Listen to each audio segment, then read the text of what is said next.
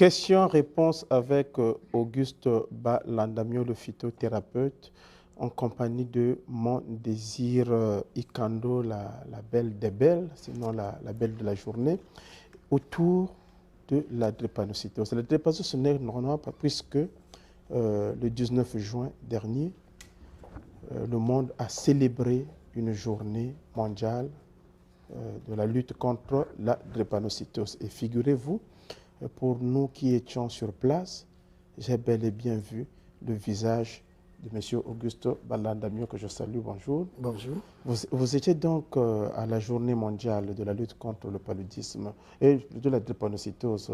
Il y a quelque chose de cela. Et ce qui est curieux, je vous voyais causer avec le patron de la drépanocytose au Congo, en l'occurrence le professeur Elira. Je me dis, tiens, mais finalement, M. Augusto Balandamio, c'est un acteur important dans la lutte contre cette pathologie. Et finalement, comment vous expliquez cette collaboration de la médecine traditionnelle, du praticien que vous êtes, le fait qu'on vous accorde une place assez importante dans la gestion de cette maladie? Merci. Vous savez qu'en 2014, l'OMS Afrique avait déclaré l'année de la collaboration des deux médecines. Il avait demandé que les deux médecines puissent travailler en synergie, en symbiose pour le bien-être de nos patients.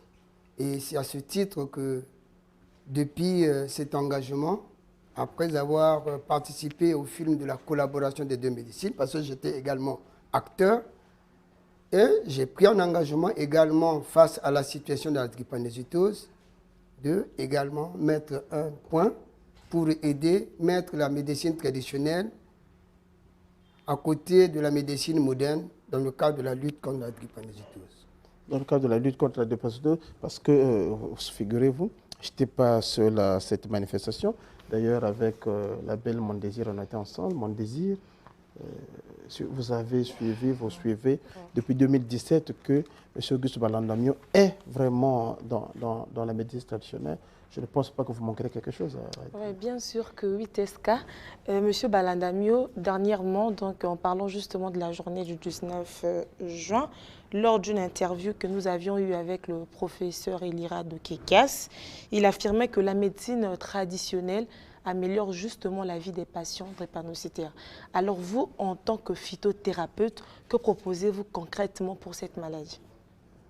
C'est juste, comme je viens de le dire tout à l'heure, sans la collaboration des deux médecines, nous aurons des difficultés à sauver certains patients dans le cas de beaucoup de pathologies. Au niveau de la médecine traditionnelle, je prends il y a 2 ans par exemple, au cours d'une journée également de la drépanocytose, j'ai pris contact avec le professeur pédiatre Nzingula pour lui demander pourquoi ces enfants-là qui sont drépano ont souvent un tachycardie avancé. Le tachycardie avancé, c'est le rythme du battement du cœur. Tu prends un enfant qui a 17 mois et quand vous allez revoir dans son cas de tachycardie, en 30 secondes, cet enfant vous fait 110, 120 battements. Alors les 110 battements, c'est trop. Il me dit non, mais ces enfants-là sont nés de ça. Et je lui ai dit, en principe, la médecine traditionnelle étant la porte d'entrée de la santé, au niveau de la médecine traditionnelle, nous avons des plantes capables d'améliorer le tachycardie pour que ces enfants-là puissent ne plus subir les conséquences dans le cas de rythme de battement du cœur. Est-ce qu'il y a des plantes aussi qui guérissent la rate, par exemple? Oui, vous savez, toute pathologie est traitable. Dieu a donné la nature. Dans la nature, nous avons tous les principes actifs pour le bien-être de la nation. J'ai toujours dit ceci, les hommes de Dieu reconnaissent que dans le livre d'Apocalypse, le chapitre 22, le verset 2, il dit, la Bible, Dieu dit, j'ai planté un arbre entre 2 fleuves qui produit des feuilles, tout ce qui est sa production pour le bien-être de la nation. Donc, au niveau de la plante, nous avons toutes les pathologies peuvent avoir une solution au niveau de la médecine traditionnelle parce que nous utilisons le bio. Vous utilisez le bio, c'est quelque chose de très fort. D'ailleurs, c'est une information aussi, dans un mois certainement, il y aura une grande journée mondiale sur la médecine traditionnelle pour voir un peu les avancées de la médecine traditionnelle, mais aussi avec la pharmacopée. Vous êtes aujourd'hui une porte d'entrée de la médecine traditionnelle de 2017 à aujourd'hui. À un certain moment, on se dit, est-ce que ce n'est pas un simple discours? Est-ce que dans les faits, il y a des situations que vous avez gérées dont les témoignages peuvent tomber, où on peut dire oui, voilà, on a eu ceci, on a eu cela, et que ça, c'est aussi grâce à la médecine traditionnelle? Oui, je prends à témoin la journée de jeudi, exemple. Il y a eu la descente du président Sita avec son équipe de l'association de la lutte contre la drépanocytose pour venir également toucher les réalités de ce que fait M. Auguste Balandamio à propos des enfants qui sont drépano. Avant que vous ne continuiez, vous faites exactement quoi avec les drépano? Avec les drépano, vous savez, dans le cas de la drépanocytose, il y a des maladies opportunistes qui sont liées à la drépanocytose. Nous avons un problème de sang, nous avons un problème de tachycardie, nous avons un problème de la rate, nous avons un problème de la jaunisse, nous avons un problème des AVC, de la paralysie, et toutes ces pathologies-là qui, avec la médecine moderne, ont un peu de lacunes, nous prenons nos plantes pour compléter, afin que ces enfants-là puissent avoir un état favorable. Il y a bien des enfants qui sont là. Aujourd'hui, je peux vous dire, bon, je vais appeler un enfant, une femme, que j'ai pris un enfant qui avait que 17 mois. Aujourd'hui, cet enfant a 3 ans, mais si on vous met cet enfant-là, vous allez voir qu'elle n'a aucune trace sur la drépanocytose. Et ses parents également, depuis ce jour-là, ils se sont dit merci. Monsieur Balandamio, nous savons tous que les enfants drépanocytaires présentent un taux de gène S très élevé, près de 70%. Alors, comment est-ce que vous faites par rapport à vos plantes pour réduire le taux de S afin d'éviter plutôt les douleurs d'articulation à chaque fois? Je vous ai dit, dans ce cadre, vous savez que le professeur Elira parle de gel, parle de gaz qui se retrouve dans le sang en tant que spécialiste. Et quand au niveau de la recherche traditionnelle, j'avais constaté que ce gel de sang, de gaz, n'est que géré par un rythme accéléré du cœur.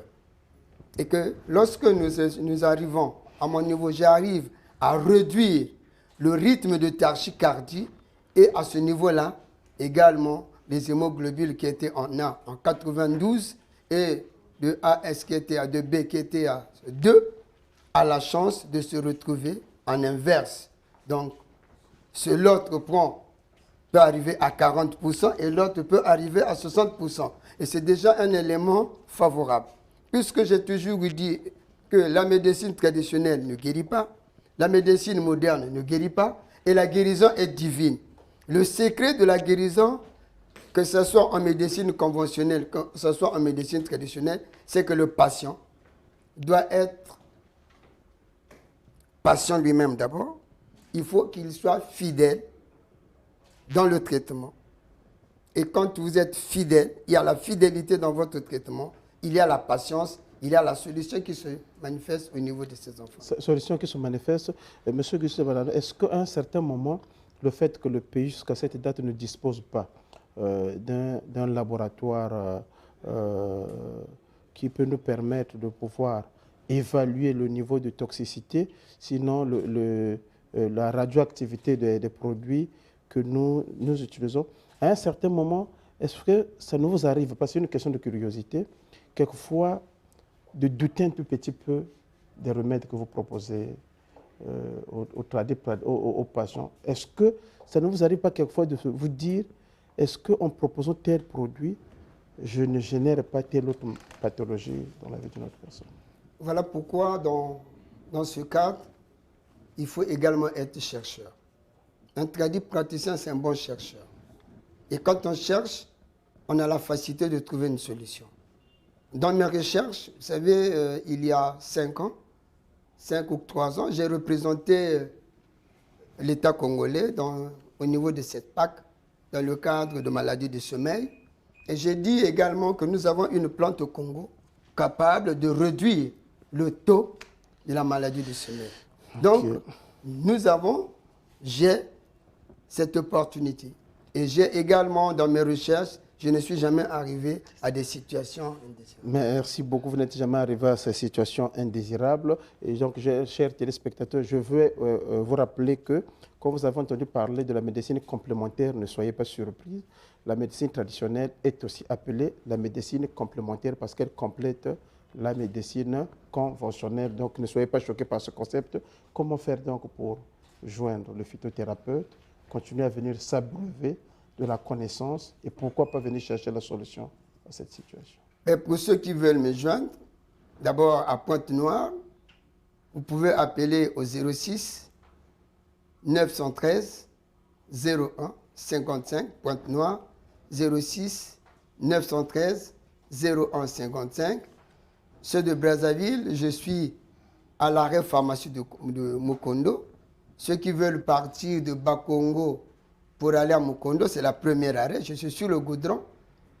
Mon numéro de contact, c'est le 06 695 35 20. 06 695 35 20. Ou vous prenez le 05 526 15 07.